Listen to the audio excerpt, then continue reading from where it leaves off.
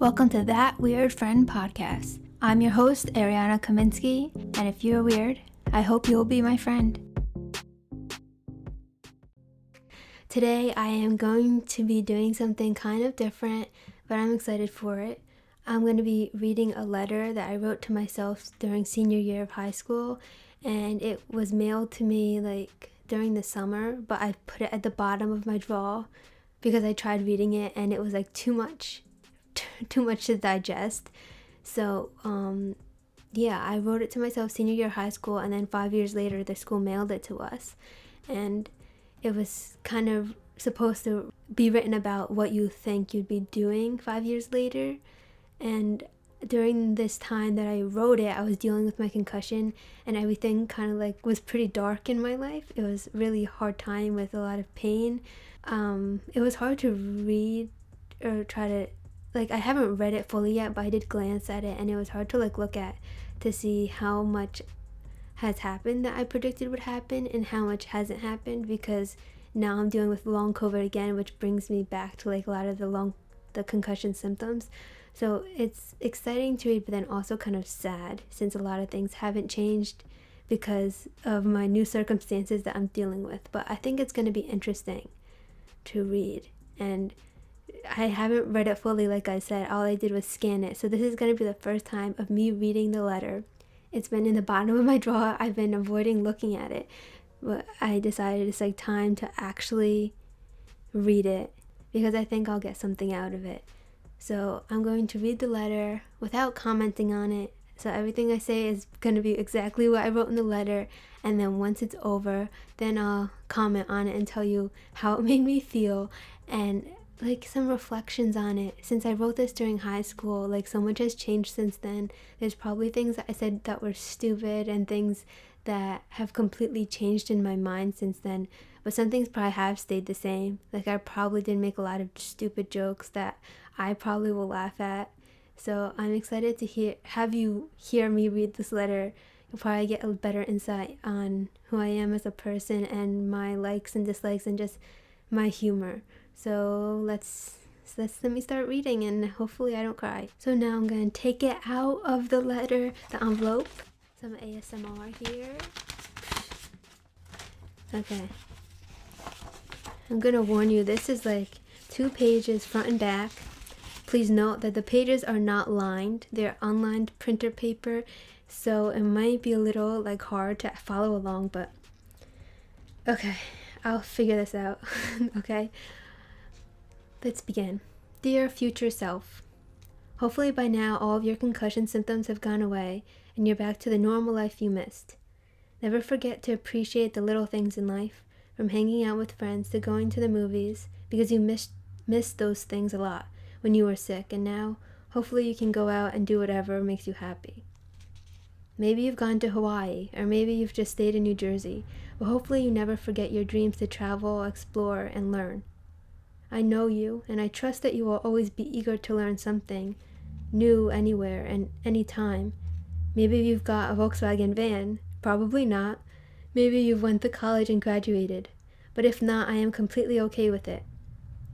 Different people have different paths, and even though I am a little afraid to take the path less traveled by, I know in my head that it will be worth it in the end. Hopefully you're still vegan, because you know the positive impact it has in the world, and I know you want to be a part of positive change. Maybe you'll start a charity to benefit shelter animals, like you've always wanted to do, or maybe you will join the Red Cross. But either way, I know you'll make a difference somehow, some way. How's Chester? Does he still roll in the grass and stick his entire face in the snow? I hope so. He will always be the best present I ever got. Cheddar. He always makes me happy and is there for me when no one else is. Chicken wing. Hopefully you have been able to pay Mommy back, or try to, for all the things she put up with you. She didn't always know what to do or what to say to make you feel better, but the most important thing is that she tried. All she wanted was for you to be happy and feel like yourself again. I know you feel sorry for what you said to her sometimes, but you can't take it back. It's too late. All you can do now is do your best to show her how much you love her and how you wouldn't be here without her. Hopefully Grandpa has stopped making meat jokes by now, and hopefully Grandma knows that she's one of my favorite people and one of the best people on this planet. I know they both love me so much. Grandma always tells me how much they do, and although Grandpa never says the words, he plays the part, and I can't thank them enough for that. Marcello will probably be graduating high school by now, and will most likely be much taller than me. But he will always be my little brother, that I like to tease and love with all my heart. Marchino. I hope Grandpa Kaminsky has stopped smoking, and I hope my dad has lost weight and eats better. I know we hardly get along, but I hope he learns to be more gentle with his words and actions. Overall, I just hope you're enjoying life. No one will understand what you went through, and you need to learn to be okay with that. Do something every day that makes you happy. Don't take your health for granted. Be the change you want to see in the world. Continue to grow every day to be the best you possible, and never stop chasing your dreams.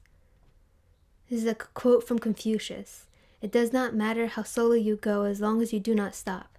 The concussion may have slowed you down, but you continued to push yourself and didn't stop, so I know you will be successful with your dreams. This is another quote. He who wants the rose must respect the thorn. You have to get through the worst of times to get the best of times. Always remember that. And another quote. No one is you, and that is your power. You're so unique. You've always known that. Now use it to your advantage. P.S. Did you get your 4-door hardback Navy Jeep Wrangler yet?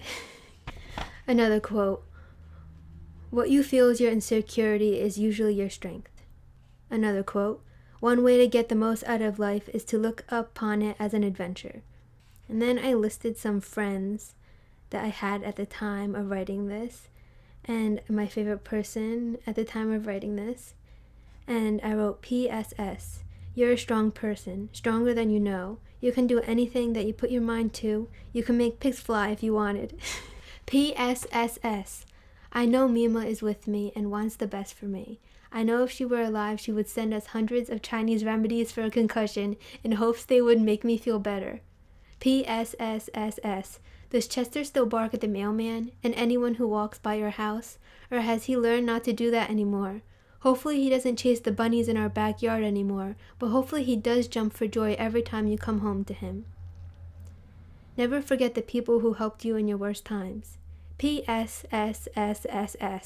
Do you still like Harry Potter? Okay, so that's the entire letter, and now I feel like I have some things to explain. It felt good to read it out loud. I think if I read it alone and didn't read it out loud, I probably would make me sadder, but because I read it out loud, I could hear, like I knew the tone in my voice when I wrote it, and it was nice to hear. And first question answered, I do still like Harry Potter. I just watched it the other day. And I am not really vegan anymore though, because I lost my taste from COVID and I still haven't gotten it back. And it's been so frustrating because every food looks disgusting. So I've just been having to eat any food that looks good. So sometimes that does involve like eggs or like a chicken nugget or something. But once I get better and I can taste again, I'm gonna go back to being vegan. But I am temporarily on leave from being vegan. But I like the quotes that I included. It's kind of actually encouraging. I thought I was gonna read it and be sad, but it was encouraging that I like believed in myself. And I was hopeful for the future because it's like oddly enough what I needed right now. And it's kind of weird that I got the best advice from myself, my future self, which I thought I was going to be like cringe at what I wrote and think that I was like, I like think of how much I'd learned since then and how much I've changed. But in reality, it's like my older self knew more than I do now. Or was able to like, because was so long ago, I was able to like think outside of the box, or because I'm not in a situation right now, I was able to think differently about it. If that makes sense. It probably doesn't. But when you're outside of a situation, sometimes you can give a more clear suggestion or advice for the situation someone else is in because you can see it clearer because you're not the one dealing with it. So that's what I think. That's what I suppose is going on here. I think most of the letter speaks for itself. And how I suggest to appreciate the little things because of how I had to deal without them for a while, and I still do that. I've been trying to do that more now with the long COVID not focusing on what I can't do, but focusing on the little things that I can still enjoy. When it comes to if I went to Hawaii, I did go to Maui, so I did fulfill that dream. I do not have a Volkswagen van or a Jeep, but I am going to graduate college in May, so that's good. I also went to Italy. I didn't even mention Italy in here, but I did go to Italy since high school. Chester, my dog, he still rolls in the grass, and he does stick his face in the snow. So he hasn't changed much there. Marcello is my brother, and yeah, I think my grandpa hasn't stopped making jokes about me eating animals. He always tries to tell me how he wants to shove some chicken in my face or something, and that I need to eat it. So he hasn't stopped making jokes about that. I think one of the quotes that stuck with me the most is, it does not matter how slowly you go as long as you do not stop. When you're in a hard time, sometimes it can seem impossible to think of the future and all the big things you want to accomplish. But if you break those big things down into smaller things, then slowly you're getting closer to your goals. Even if it's slowly, even if it's not a big leap, it's just a tiny little wobble, you're still getting closer. So that makes me feel better about what I'm doing, and knowing that no matter how many leaps or little steps I'm taking, I'm still moving forward, and that's what I should focus on. That's all I have to say for today. I know that I wrote myself a letter in 8th grade that was supposed to get sent back to me, I think last year, and it never got sent to me. So I wonder where that letter ended up, and I wonder how stupid that letter was, because that one was probably way worse than this one. I wish I got that one, because that one was probably so funny to read, and I probably did all doodles all over it. I think a lot of schools did this, where they tell you to write a letter to yourself in 5 years and then they mail it to you. Some schools probably don't even mail it, because they probably lose the letters by the time they have to send them out, because their organization system is probably messed up, which always used to annoy me in school, because the teachers would want you to be so organized, and they would get angry at you if you lost the paper, but then sometimes they would lose your test and then it would be okay, or they would spill coffee on your test and they would not apologize for ruining your work. But if you gave them a paper with a coffee stain on it, they would take 10 points off or not accept it because you gave them a coffee stained paper. But for some reason it was okay when they did that to you. When you worked hard on a paper and they give it back to you with a coffee stain, somehow that was okay. But anyway, let's not end on a negative note. I just want to repeat some of the quotes that I read from my letter, and then I'm going to sign off. These are the quotes I want to repeat for the 3rd time. It does not matter how slowly you go as long as you do not stop. He who wants the rose must respect the thorn. No one is you, and that is your power. What you feel is your insecurity is usually your strength. One way to get the most out of life is to look upon it as an adventure.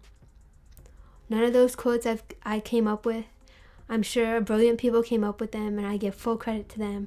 Thank you for listening to the podcast. I appreciate you. Hope to catch you next week on That Weird Friend podcast. I'm your host, Ariana Kaminsky. I hope you stick around because I like your type of weird. I hope you like mine.